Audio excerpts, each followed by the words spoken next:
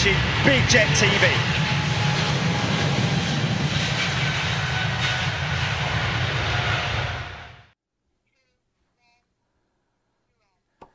Hey folks, happy Friday and welcome to Big Jet TV. I'm Jerry Dyer and you're watching just a little catch up and also a notice about what we're going to be bringing you tomorrow for the weekend show. Hope you've all had a great week. We've certainly been busy. Seems like you guys have as well. Lots of new posts, lots of chat going on in the aviation world. Just to kick things off, as so many people are obviously aware, Star Wars once again in the news. Lots of Star Wars fans out there loving the new 747 that Virgin Atlantic have brought on with the Millennium Falcon. Give us your own sort of like feelings on that, how you feel about it. I personally think it's a bit of a slapped on sort of livery, but you know, promotion. But hey, what can you do? You know, when time is of the essence, probably cost them a couple of $100,000. But even so, it's good to see it in the news. But if you remember way back, if you're an old school member of Big Jet TV or viewer even, you will remember way back, I did a show, a solo, catching, I think it was maybe Rich Taub, one of our members. Rich Taub, he's a pilot with American Airlines, flies the A330. You may remember way back when we were catching him coming in, and we were lucky enough, we didn't actually know that this was going to be coming in, but we caught the ANA Star Wars BB-8 777-300 coming in to London Heathrow, and as a little sort of like homage to that, we put together a little edit which we thought was quite funny. If you didn't manage to catch it on our channel, here it is, just as a reminder. Have a little bit of a laugh. Jilly, run VT. Since when do you know how to fly? Chewie, get in. I'll help Lando. Drop the landing gear. When I tell you, flood the intake and sweep to the bilats. Squash L3. Move the mod caliber.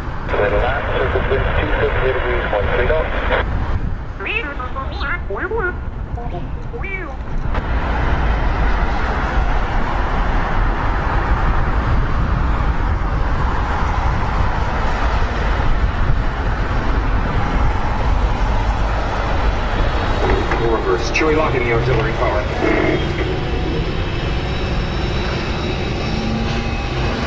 Chewie, lock in the auxiliary power.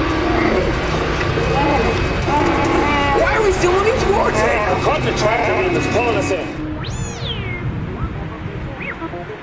Here we go. Cut in the sublight engines.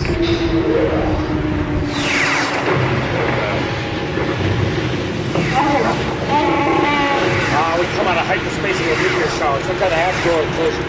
Not on any of the charts. What's going on? He must have gotten lost, been part of a convoy or something. Look at him. He's heading for that small moon. I think I can get him before he gets there. He's almost in range. That's no moon. Can't win, but there are alternatives to fighting.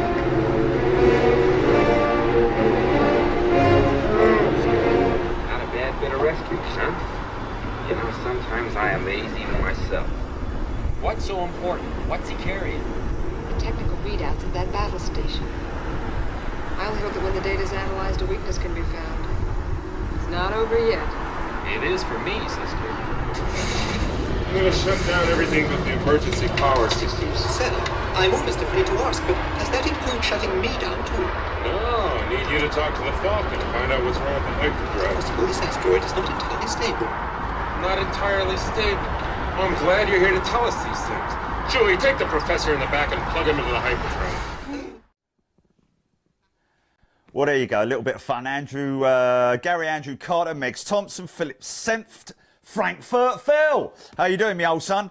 Ian Robbins, Tony Phillips, Guy Martin, good to see you here, mate. James Doyle, Holly Winters, Scott Tarpley, Emma Funnell, Warmanator, Michael Doherty, Scotty Honeybone, tuning in from New Zealand. How you doing? Harmick Viscanian, Sarah Parkinson, Chris McPhail, Sandy Humby, all you guys piling in there to watch that funny little thing that we did just to pay homage to the guys at Star Wars and of course to ANA, and we got that actually a reply back from All Nippon as well, which was really nice of them, and if you're watching, thank you very much indeed. So what have we been doing this week? What have you been doing this week? Let us know.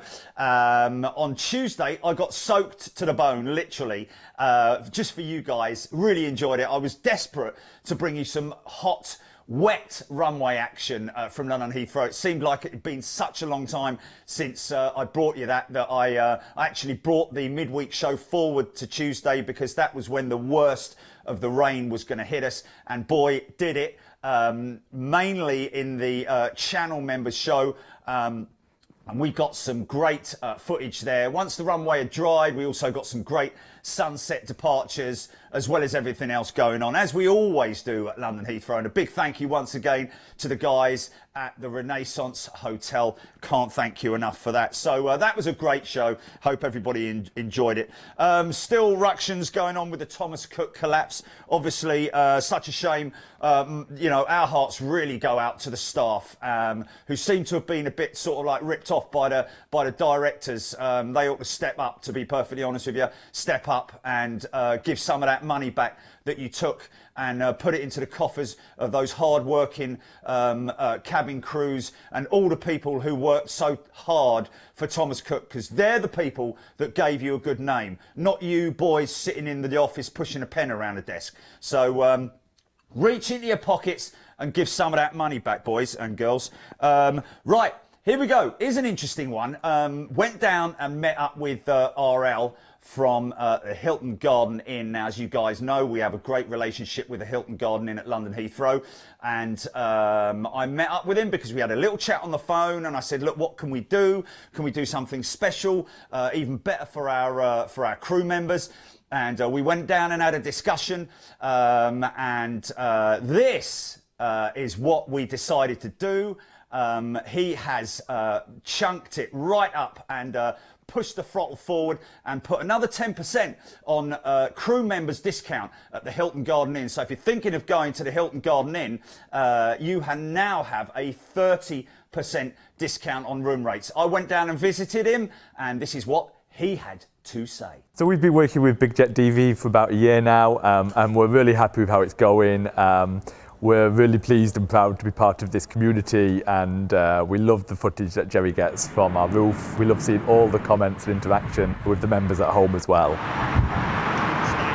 Showtime around about 11. As you all know, we've got our members discount, so if you come down to Hilton Garden Inn, Big Jet TV members get 20% off our room rates, and we're really pleased to extend that, and we're going to offer for a limited time now a discount of 30%. So we can hopefully welcome as many of you guys as possible to come and see our 7th floor rooms with those great runway views. And we look forward to welcoming all our friends at Big Jet TV into the hotel. Chachi, you got your food? Sorry about that. Yeah, there we go. Okay, this is one I missed yesterday. On yesterday's day in 1981. This is quite interesting. The very first 767 completed its initial flight. The flight, lasting 2 hours and 4 minutes, took place 4 days ahead of schedule. This is Boeing. This is coming out of the Boeing field, by the way, folks. Also, did you know the 767 was the first commercial twin-engine airplane to fly regular routes across the Atlantic? And now they're still flying proud, all except for, of course, the BA fleet. That's what I'm putting there. They're still all flying proud. United and the likes, all except, of course, the BA fleet, which have been scrapped, unfortunately. We covered those retirement flights. You might want to scroll back in the archives of Big Jet TV, and you'll be able to find those. I think, actually, if you search our channel, a BA 767 retirement, you'll find 1 or 2 of them on there. I know we did one from the Renaissance, and we did one from the Hilton Garden Inn, as we have done with the 747s as well.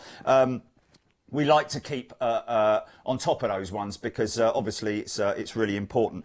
So that's right here on Big Jet TV. Now listen, I know I've spoken about this before, aircraft recognition. I'm trying to sort of like bring it into the shows every now and then, like we had with Rich Talk the other day, a little bit of description about the big wide wing of the A330, big droopy undercarriage from a head-on perspective. I've spoken with Paul and the guys at ARD, Aviation Retail Direct.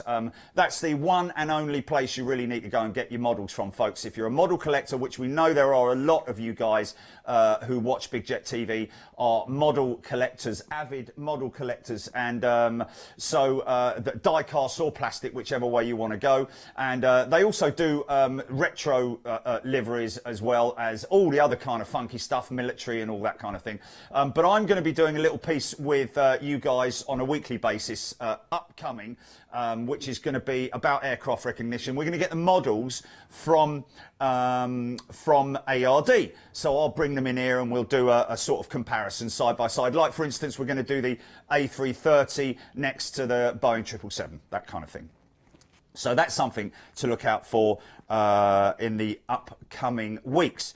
Okay, nearly there. I went down and met up with Alan Carter from my Motion Flight Training. Now they're just outside of Gatwick Airport, and they have he has, should I say, a fantastic simulator down there, Boeing 737 next generation, the NG. It's a fixed-based simulator, but with a full glass cockpit. Fantastic thing to look at, and of course it is a professional operation they've got down there. This isn't the sort of thing that you want to take your kids down to, that kind of thing. You can leave that to sort of like the Emirates Aviation Experience out there in the Docklands, which is another great place to visit, I have to say. But Paul is a great guy, very professional. He's finally got this thing up and running. All the bells and whistles, literally, all weather conditions, day or night. 200-degree wrap-round display with high-end graphics package. Any airport in the world. We are going to be going down there because obviously these guys are fully booked out. Of course, they have qualified pilots who come in there honing their skills prior to sim checks, practicing prior to license revaluations, etc., etc. And they like to obviously consolidate their skills on approaches, takeoffs, various emergency scenarios, and so on and so forth. But we're going to be going down there. We're going to be doing a live show with you, our members, and we're going to be taking scenarios and different airports that you want to see either myself fly into or out of, and also Alan, as well as we will have a pilot down there as well. So we'll have a lot of things that we can do on the evening. And I'll be one of the things I definitely want to do, and we discussed this when I went down there, was about the shed effect, which comes in at Heathrow with those crosswind landings, and that's something I'll come to in a little while. But what's interesting is anyone who remembers Gatwick and remembers the Laker DC-10s that they had down there, Laker Airways had a big hangar at the end of the runway. It's now gone, obviously, but a lot of the pilots back then, after Laker Airways went down, but the shed was still there, they called it Laker's Revenge, which was quite funny. The winds that came over that shed and caused that crosswind effect with all the winds and so on and so forth. They called that the Laker's Revenge, which is quite funny. We call it the shed effect because of the maintenance sheds at London Heathrow. If you're not familiar with it, you're probably thinking, what the hell is this bloke talking about? But I'll explain that a little bit more tomorrow. So like I say, we will be taking your suggestions on what airports you want us to fly in and out of course, different scenarios. Now I do know that, and we'll obviously discuss this when I'm down with Alan, but he is offering for our crew members a discounted rate for sim use. Sounds like a lot at £100 an hour, but it's a hell of a lot less than you would anywhere else. So if you're a budding pilot, you want to sort of like go on a real life simulator, then we'll give you all the details on contacting Alan down at Motion Flight Training. But listen, I put this little bit together. I literally shot a few pieces while I was down there. We're obviously going to be filming a lot more down there and putting something much more substantial together. But I filmed this little bit and he's actually put it out. I threw it across to him just to see what he thought about it. But he liked it so much that he posted it on his own Facebook page. So it is official, it is public. So run the VT, Gillian, let's just have a run on it.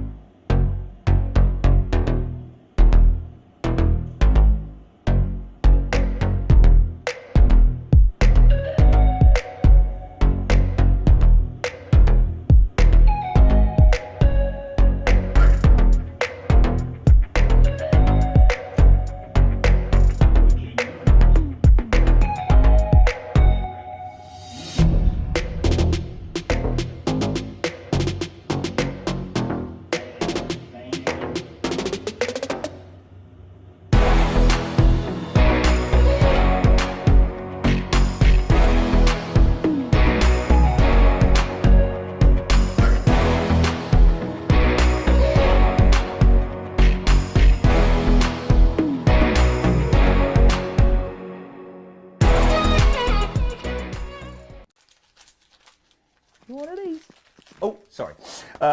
Yeah, there you go. There you go. So that just kind of gives you an idea, a proper real life simulator, and it is fantastic, I have to say.